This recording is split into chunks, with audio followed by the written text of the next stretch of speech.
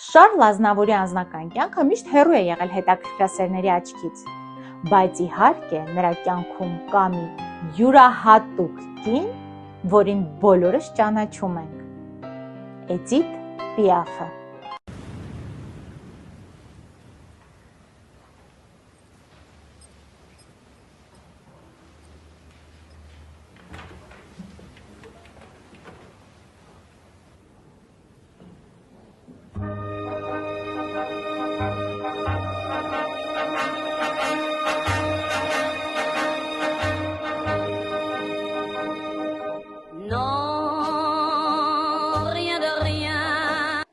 Ճնճղուկը, այսպես էին անվանում Էդիթ Պիաֆին, թևեր է տվել Ազնավուրին։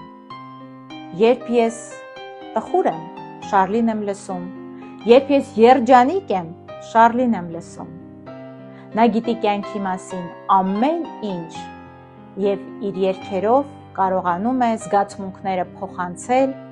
ու վարակել մեզ։